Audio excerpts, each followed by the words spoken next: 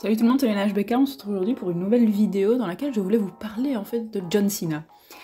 Si vous me suivez depuis longtemps, vous savez que quand il était encore vraiment actif en roster principal et qu'il était voilà, à temps plein on va dire, je ne l'aimais pas trop. C'est un euphémisme de dire que je ne l'aimais pas trop, en fait je n'aimais pas John Cena. Je trouvais qu'on lui donnait trop de choses, que voilà c'était Super Cena à l'époque, entre 2010 et 2014, c'était vraiment, il gagnait tout le temps, il avait tous les titres, enfin, dès qu'il y avait un match important, un match de championnat ou quoi, tu savais que Super Cena allait gagner, donc ça m'embêtait un peu. Mais c'est pas pour ça que je le détestais en tant que catcheur, juste, voilà, j'aimais pas qu'on le book comme ça, comme étant invincible, Super Cena. Et donc, bah voilà, j'ai jamais vraiment été une fan de John Cena. Et ensuite, donc, il y a eu ma pause où j'ai plus trop regardé le catch. Et quand je reviens, je vois que John Cena n'est plus trop là. Et effectivement, il y avait un trou. Je ressentais une espèce de manque, il manquait quelque chose. Et là, quand il est revenu, donc, pas qu'il était jamais parti, mais il n'était plus là. Il était là que de façon très sporadique, il venait que quelques fois par an. Et c'est vrai qu'il manquait, quoi. Il manquait à la WWE, et je pense qu'actuellement, ils n'ont toujours pas réussi à remplacer John Cena. Certes, il y a eu Roman Reigns, il y a eu Seth Rollins, certes. Mais avec une telle aura comme John Cena, ça, ils n'ont pas encore réussi. Après, voilà, il n'y en a qu'un par génération, on va dire. Et Seth Rollins et Roman Reigns sont peut-être arrivés un peu trop tôt. Donc peut-être que dans quelques années, il y aura un autre John Cena, ou un premier la personne qui sera le remplaçant de John Cena, on va dire. Parce que John Cena, en fait, je le place au même niveau que Stone Cold Steve Austin, au même niveau que Hulk Hogan. Et c'est tout, en fait. J'ai l'impression que sur le Mont Rushmore des gens qui ont vraiment dépassé le catch, il y a Hulk Hogan, il y a Stone Cold, allez, The Rock, et John Cena. Et pour l'instant, voilà, je me verrais mal mettre Roman Reigns ou Seth Rollins à leur côté, vous voyez. C'est des très très bons catcheurs. Mais, voilà, peut-être pas autant que ces quatre-là. Et quand je dis très bons catcheurs, pour moi, Seth Rollins, par exemple, est un meilleur catcheur in-ring que tous les quatre que j'ai cités là. Hein. Bon, ça, il n'y a pas photo.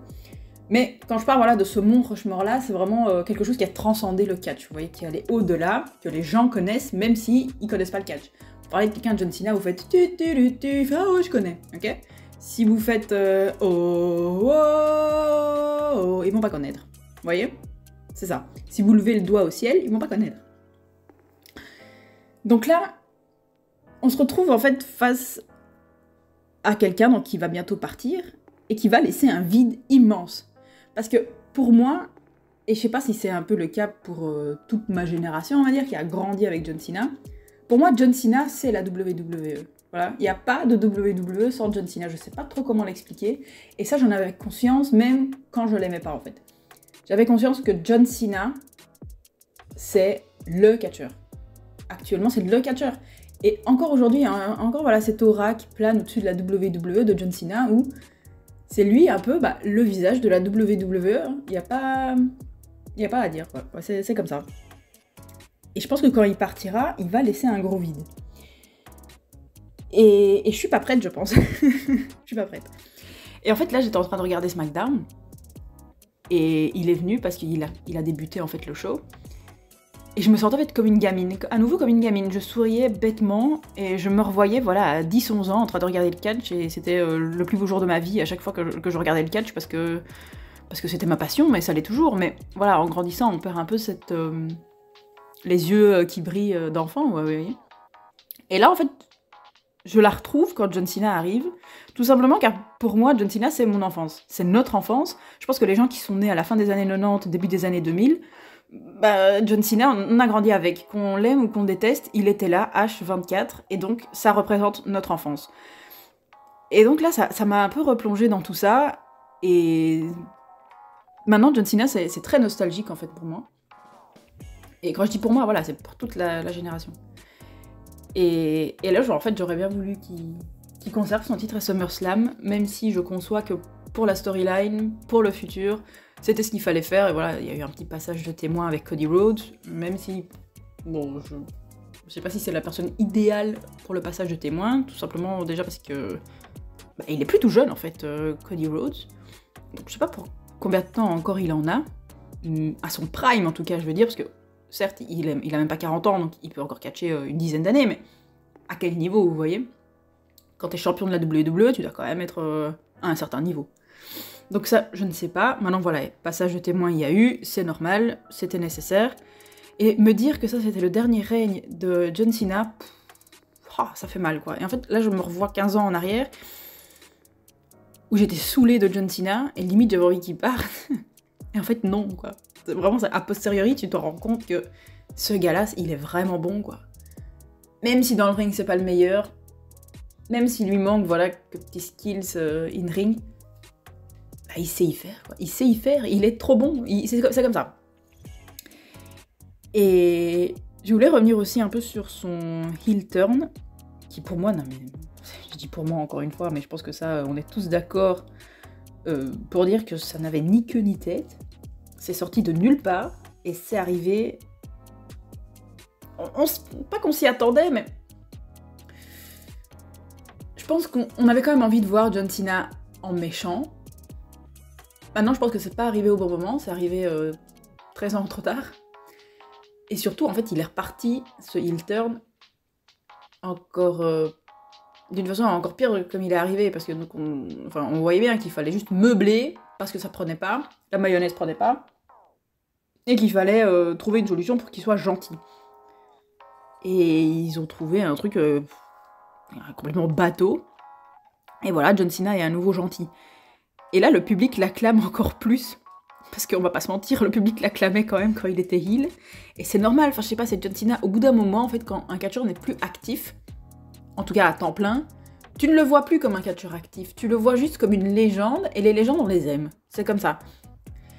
Et donc là, John Cena, on pouvait pas le détester, il est arrivé trop tard avec son heel turn, il aurait dû turn en 2012, en 2013, c'est quand ils avaient réfléchi à le faire, à l'époque. Et je comprends leur réticence, parce qu'ils avaient peur de refaire une Stone Cold Steve Austin à l'époque, en 2001, quand il a turn avec Vince McMahon, quand il s'est rallié à Vince McMahon, et au final, ça n'a pas été une si bonne idée que ça. Et je pense qu'ils avaient peur de ça. De refaire cette même erreur que par le passé. Et peut-être que ça aurait été une erreur, hein.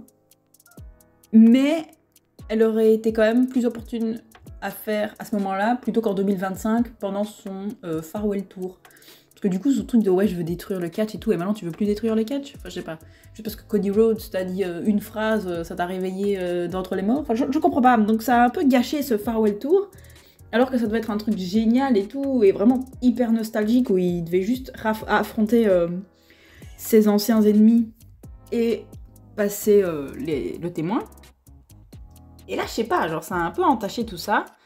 Mais bon, c'est pas grave. Du coup, j'ai juste l'impression que la WWE veut qu'on oublie ce heel turn. Et là, ok, on se concentre sur la fin de l'année. John Cena, il lui reste encore quelques matchs. Et puis c'est tout, quoi. Mais c'est vrai donc que c'était bizarre, ce heel turn. Et je sais pas ce que vous en pensez. Mais moi, j'avais envie de voir John Cena méchant.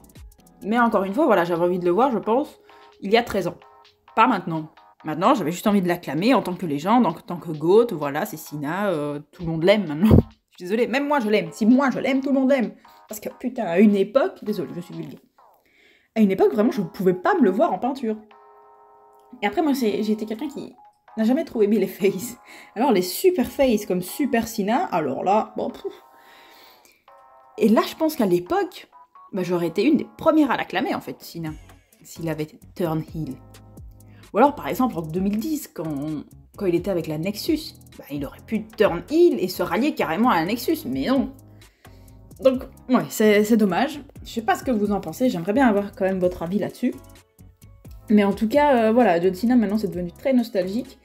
Et cette vidéo, je vous ai dit, elle prend source juste parce que j'ai regardé SmackDown et que je me suis rendu compte que John Cena, allait fortement me manquer.